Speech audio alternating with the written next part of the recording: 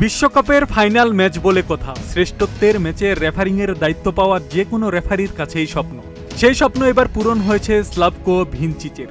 2026 বিশ্বকাপের final match পরিচালনা করবেন তিনি, এমন ঘোষণা শোনার পরেই আনন্দ অশ্রু ঝরে ভিনচিচের দুচোখ বেয়ে। তবে স্পেন আর্জেন্টিনার ফাইনাল শেষ হওয়ার এক সপ্তাহ পর মন খারাপের সংবাদ দিয়েছেন তিনি। হঠাৎ করেই বাঁশি তুলে রাখার সিদ্ধান্ত নিয়েছেন স্লোভেনিয়ার রেফারি।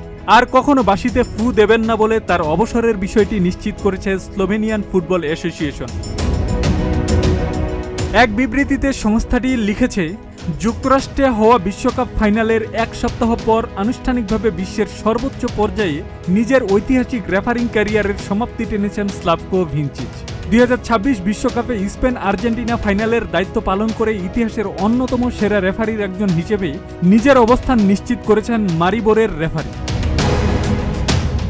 সব মিলিয়ে বিশ্বকাপে 6টি ম্যাচ পরিচালনা করেছেন ভিনচিচ, ফাইনাল সহ এবারের বিশ্বকাপে 4টি।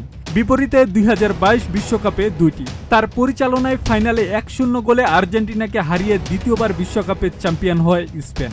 শ্রেষ্ঠত্বের মঞ্চে তার নেওয়া বেশ কটি সিদ্ধান্ত নিয়ে সমালোচনা বিতর্কও হয়। আর্জেন্টিনার মিডফিল্ডার এনজো ফার্নান্দেজের লাল কার্ডের বিপরীতে স্পেনের উইঙ্গার নিকো উইলিয়ামসের গোল বাতিল হওয়া নিয়েই সবচেয়ে বেশি সমালোচনা হয়। 2007 সালে স্লোভেনিয়ার শীর্ষ লিগ প্রভা লিগা দিয়ে পেশাদার রেফারিং ক্যারিয়ার শুরু করেন ভিনচিচ। পরে একে একে চ্যাম্পিয়ন্স লিগ, ইউরোপা লিগ সহ অনেক টুর্নামেন্টে নিজের দক্ষতার প্রমাণ দেন। তারই পুরস্কার হিসেবে 2010 সালে ফিফার তালিকাভুক্ত রেফারি হন 46 বছর বয়সী ভিনচিচ। তবে সব মিলিয়ে 513 ম্যাচ পরিচালনা করেছেন তিনি। বিশ্বকাপের ফাইনালে ছাড়াও 2022 সালের ইউরোপা লিগ ফাইনাল এবং 2024 সালের চ্যাম্পিয়ন্স লিগ ফাইনাল পরিচালনার দায়িত্বে ছিলেন ভিনচিচ। আব্দুস সালাম, প্রজন্ম 24।